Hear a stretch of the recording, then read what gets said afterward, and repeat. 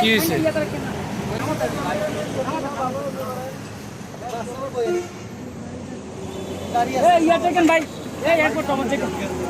কি পায়ে পায়ে কি ভেঙে গেছে নাকি? ভেঙে গেছে কিভাবে?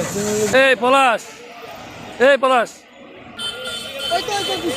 ঘোরার সময় হুন্ডা ঘুরতেছে, আমাদের মারিয়ে দিছে আর গায়ে। ঘোরার সময়, হুন্ডা ঘোরার সময়। হ্যাঁ হ্যাঁ, হোটেলে ঘোরার সময়।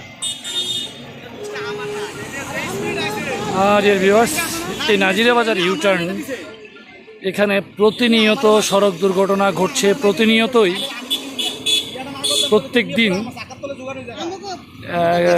ছোট বড় দুর্ঘটনা ঘটছে। এই যে দেখতে পাচ্ছেন চোখের সামনে যে 3 হুইলার, মহাসড়কে 3 হুইলারের বেপরোয়া চলাফেরা।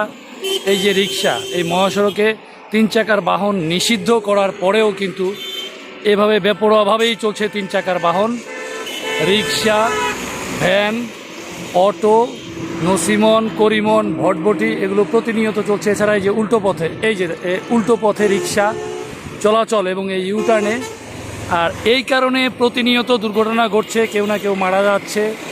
মোটর সাইকেলের বেপরোয়া গতির কারণেও ঘটছে দুর্ঘটনা। এছাড়া এইরকমভাবে যদি 3 হুইলার এলোমেলোভাবে উল্টো পথে চলাফেরা করে এবং হাইওয়ে পুলিশ প্রশাসন যদি এর সঠিক তদারকি না করে, সঠিকভাবে দেখভাল না করে, তাহলে এই দুর্ঘটনা আপনারা দেখতেই পাচ্ছেন যে সামনে কি পরিমাণে কীভাবে চলছে। Auto, rickshaw, CNG, van, pick up, নসিমন, করিমন, ভটভটি সবই চলছে। আর বিশেষ করে এই ইউটার্নটিতে প্রশস্ত জায়গার অভাবে, প্রশস্ত জায়গা না থাকায়, যদিও মহাসড়কের 2 পাশে প্রায় 300 ফুটের অধিক জায়গা রয়েছে রোডস অ্যান্ড হাইওয়ের, সেগুলো দখল করে দোকানপাট নির্মাণ করা হয়েছে।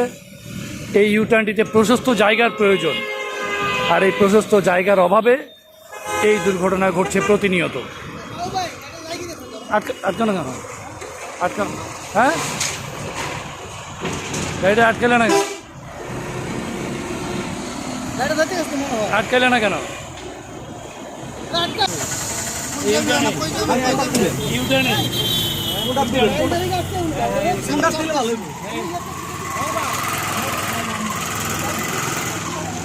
এই পলাশ, কি হয়েছে? কোন গাড়িটা? ঘটনা কি? এটা